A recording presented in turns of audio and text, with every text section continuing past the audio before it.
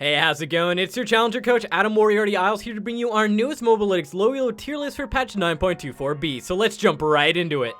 For the top lane list, our starting S tier roster will be Yorick, Mordekaiser, Kled, Ornn, and Singed. Both Malphite and Dr. Mundo are tanks that are doing slightly worse than on the previous patch, but with the preseason balancing getting a bit more stable nowadays, the S tier is becoming a lot more clear-cut. Let's face it, these two champions, they aren't going to consistently 1v9 games like a fed Mordekaiser is going to, so we dropped them down to A tier, and we also moved Gnar to B tier thanks to the buffs he received to his damage on his Q and W this patch. Another champion that received a buff this patch is Garen, who's going to be moving from B tier to A tier since Riot heavily over-nerfed him on patch 9.24. He went from a 53.6% win rate to a 50.5. It was just hilarious. But with some of his damage returning to his spin this patch, he will likely be able to rise back up to A tier, making him a worthwhile pickup once again for top laners who don't want to try too hard for a win. For the core build, you're going to want to go Trinity Force into Phantom Dancer followed up with a Dead Man's Play. After that, it's pretty situational. You can either go things like GA or, other useful tank items like a Randuin's or a Spear Visage. Or even pre-nerfs, when you were snowballing, you could probably go Berserker Greaves as a solid boot option, but nowadays I probably wouldn't do it as often because the scaling with attack speed just isn't as good.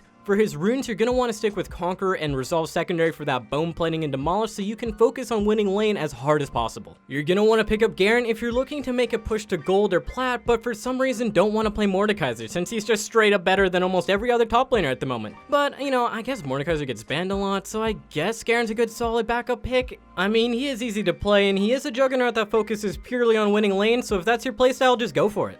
Next up, a champion who also plays a split push and lane dominant style, we have Yorick Moriarty, which was my self-proclaimed nickname on my top lane Smurf account in Season 8. With that said, top laners who can split push and 1v2 the enemy jungler are pretty strong for climbing at lower levels of play because they allow you to ignore things like learning what a minimap is, macro play, rotations, or really anything that doesn't involve pushing top lane, which is exactly what Yorick excels at. For his build, a standard Trinity Force Sterox Death Dance will be your core, although you can replace the Death Dance with items like Sanguini Blade when you snowball, or defensive items like Dead Man's Plate or Spear Visage when they're needed. Rune-wise, just keep it simple. You're gonna grab Conqueror with Resolve Secondary, nothing too fancy. Pick up Yorick if you like a split push playstyle cause you don't like roaming or team fighting or really helping your team do anything, or you want some free double kills whenever people try and collapse on you. Just remember though, you are hilariously weak without your ultimate. You're pretty much like Nasus, but without any real utility, and that's a 0-stack Nasus, so you're even worse. Our next champion to highlight will stick with the theme of manly 1v2 super top laners, and so of course we're gonna have to mention the Dunkmaster himself, Darius. Right now, the top lane meta, like I said before, is all about being strong enough to fight more than one person on your own, since jungle difference isn't just a meme dream this season. In Season 10, it is a reality for top lane. Either you're gonna have to play something that can kill the enemy jungler when they gank you, or you're gonna lose, and Darius is great at one of those two things. For the build, you're gonna want to go Trinity Force into Sterox into Spear Visage. Feel free to throw in things like GA, Randuin's, or Dead Man's Plate whenever you need them. Now, I know he can also go Black Cleaver over Trinity Force as an option if he wants to be slightly tankier, but like Trinity Force just does way more damage, so I just prefer it more. As for the runes, you're just gonna want to go with a standard Conqueror setup, and your secondary isn't too important, although the most consistent is Resolve. Remember to pick up Darius if you like taking Ghost or Ignite over Teleport, you'll like getting pentakills with your ultimate, and you would rather outplay a gank over avoiding it with proper vision control and map awareness.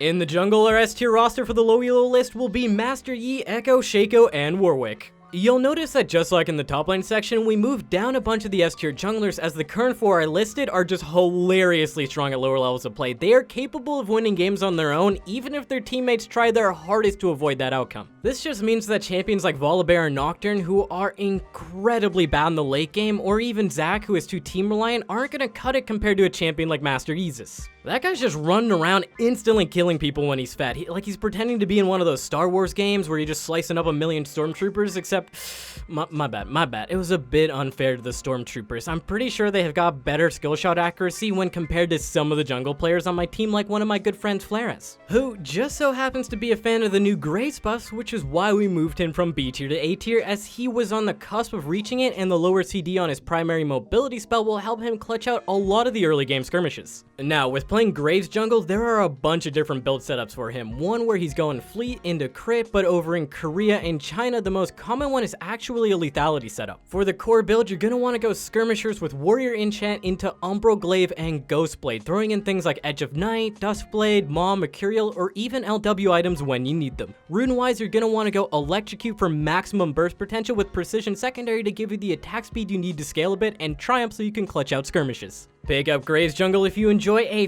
farm-heavy, tax-heavy, invade-heavy playstyle that allows you to easily end up 3-4 levels ahead of your opponent when you're better than them, but feel terribly useless if you end up behind. He is god-awful.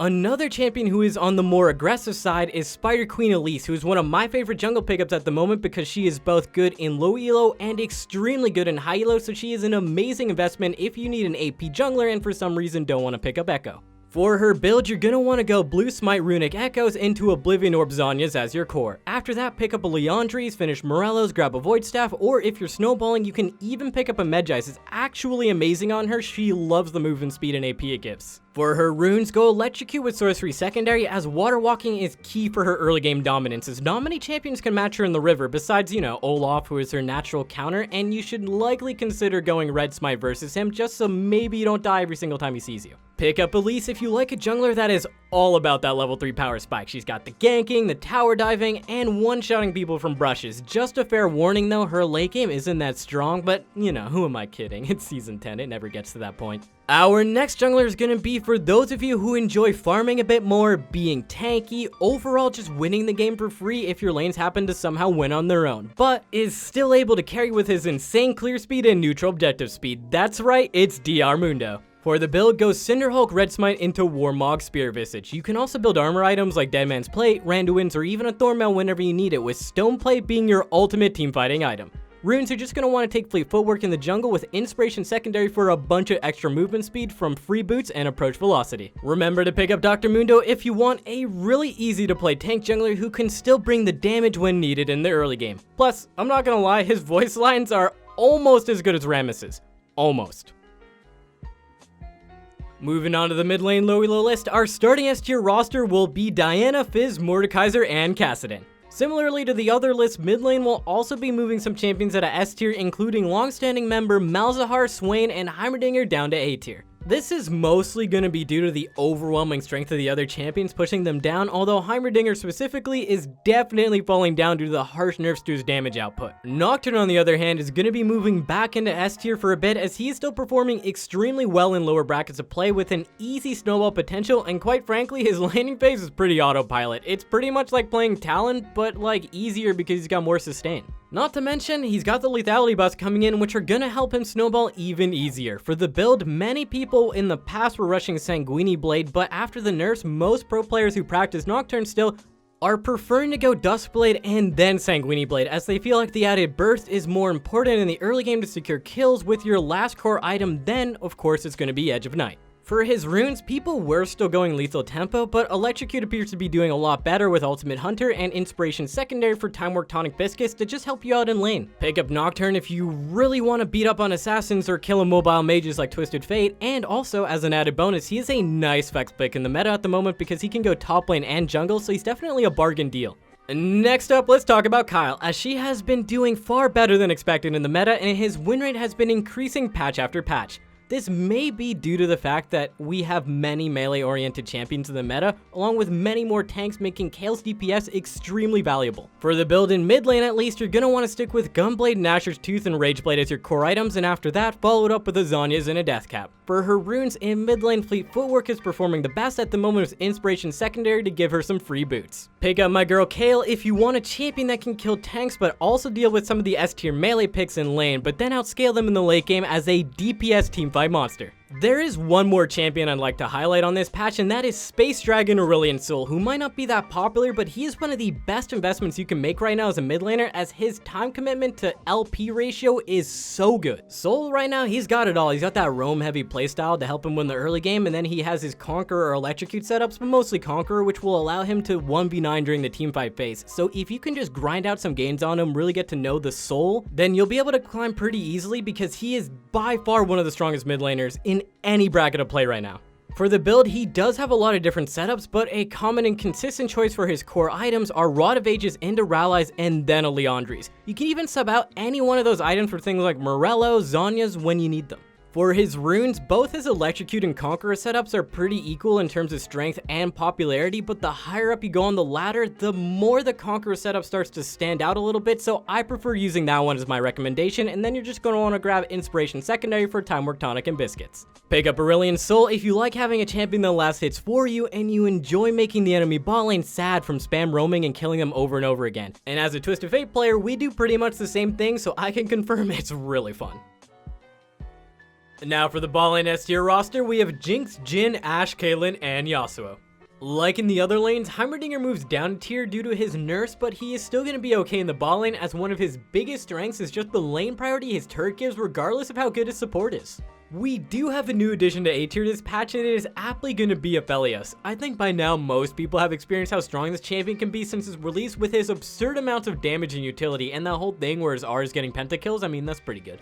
He likely would have been placed in S tier, but due to the many nerfs he received on this patch, we thought it would be safe to slot him in A tier. I think we want to... Now, if you want to fully learn how to play Aphelios so you're not a dummy, we do have a guide on that, so go check that out, but I'll still give you a quick rundown on his setup in this video. For his build, you're going to want to go Essence Reaver, Runeon's Hurricane into Infinity Edge as your core items, with his rune setup using Press the Attack as he procs it really easily, and Inspiration Secondary for free boots and biscuits.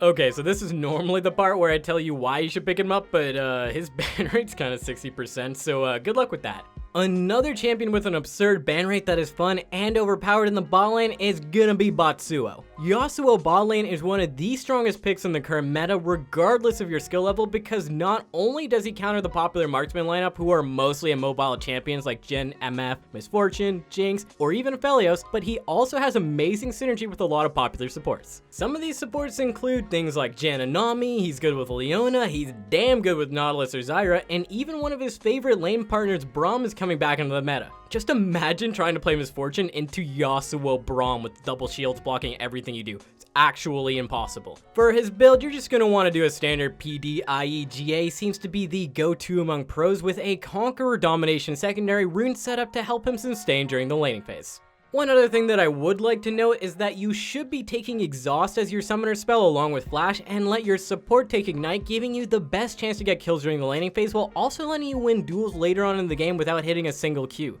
Yasuo just auto-attacking someone while they're exhausted? Free win. Pick up Yasuo bot lane if you like playing super aggro during the laning phase and taking advantage of bad laners on the enemy team, but you know, hold up with all that power you got because you're likely gonna get ganked. Next up, we have an ADC that also isn't afraid to play aggressively in lane, and that's Lucian. Lucian is quite valuable in the current meta as his lane dominant snowball playstyle is very strong in a fast-paced dragon oriented game state, and I mean I know they got nerfed, but it still wasn't nerfed hard enough to make Dragon Souls not a primary win condition. Not to mention, his build has changed once again to give him a mix of both early power and mid-game scaling. For his core build, you're going to want to go Blade of the Rune King, Essence Reaver into Infinity Edge, and then after that you can follow it up with a Zeal item like Phantom Dancer or Rapid Fire Cannon, or a GA Last Whisper item. For his runes, just stick to his standard Press the Attack setup with Inspiration Secondary for free boots and biscuits. Pick up Lucian if you like to dash forward and make plays on your own while having amazing snowball potential in lane. Our support S tier roster is looking like it's going to be Jhin, Nami, Leona, Nautilus, Soraka, and Zyra this time around. Once again, we decided to split off some of the lesser S tier champions like Swain or Blitzcrank, dropping them down to A tier, but Shaco in particular was dropped down to A tier due to the nerfs to his E. Now, these nerfs aren't too harsh and he's still going to be a good support pick into engaged champions like Leona or Nautilus, but his ability to play versus poke mages or enchanters is just way down, so he can't really be considered a blind pickable champion anymore. Joining Shaco in A tier though, we have Pyke, who has been struggling a bit in the early parts of the preseason, but he did get a pretty big boost from the lethality item buffs coming in this patch, which will allow him to snowball a lot easier and reach that A tier category. For his build, your core items are going to be Umbral Glaive, Ghostblade, and Edge and Knight, with your last item being Dustblade, but you can always swap that out for Maul or GA as needed. One thing to keep in mind is, even though I said those were his core items, the order in which he built them is pretty much on a game-to-game basis, with the exception of Umbral Glaive, which should pretty much always be your first item. For his runes, he runs Aftershock with Domination Secondary for Ultimate Hunter and Zombie Ward, as it has really good synergy with Umbral Glaive. Pick up Pike if you like to roam a lot and KS your teammates, cause let's be real, they aren't gonna carry anyways, but instead of them getting mad at you for it, they will praise you for hitting your R button. Fair warning though, it works in reverse. Miss a single Pike ultimate during a team fight and the whole team will get mad at you for not KSing them properly. Next up, let's talk about Tentacle God Vel'Koz, as he, she, or it is a dominating force in the bot lane at the moment, likely having one of the strongest bully potentials out of any support in this meta, as long as you know a bit of geometry, not too much. Like other mage supports, Vel'Koz is doing well during this holiday season. As a strong laner combined with a good teamfight ultimate, it is a very delicious recipe for Dragon Souls at dinner. For the build, you're going to want to go Luden's Deathcap into Zhonya's as your go-to. But wait, Adam, doesn't that sound like Vel'Koz mid's build? Yes, that's because it actually is. How else are you going to carry an Ezreal or Vayne player who's autofilled? Think about it. For the runes, go Comet with Inspiration Secondary to help you win the laning phase, and save on your car insurance by switching to Magical Boots for the first match. You'll even get 300 gold off your first Lunes purchase for this holiday season. Remember to pick up the cause if you like poke mages and want to carry with damage over utility, since you likely think support is a bad role anyways. Speaking of thinking support is a bad role and wanting some free wins, let's talk about laning Ivern, Janna. This champion, if you can get over the stigma of being a Janna picker, will honestly allow you to climb super easily. Plus, despite her being somewhat low effort, her skill ceiling is actually quite high for those games where you do feel like doing something. I'm gonna repeat this though, just so I don't get flamed in the comments. Her skill ceiling is not her skill floor. The skill floor is definitely low, but she still has a high skill ceiling because she is rewarding to master. She just doesn't actually have to win. The build is pretty simple. You're going to want to go Ardent, Athenes, and Redemption as your core items. Build them in any order you like, and for her runes, you're going to want to go Comet and Domination Secondary to help you have a bigger impact during the laning phase. Now, don't get me wrong, I understand that Janna does have some other more defensive or utility-oriented setups, but this is the one that'll actually let you impact the early game, so please use this one. Pick up Janna if you like enchanters and you like LP, and you think it would be great if you could combine your two biggest joys in life into one thing. Not to mention, Janna's got some strong roam game. She's super fast, she's got targeted slow, and she's got other forms of CC too. It's just really uncommon for Janna to roam. I wish I knew why. Thanks again for watching our low-elo tier list for patch 9.24b. Feel free to ask us any questions in the comments section below for us to answer in the next Q&A. We will also be releasing a High-ELO tier list and a pick of the patch video, so stay tuned for that, and make sure to check out our other stuff at Mobalytics.gg.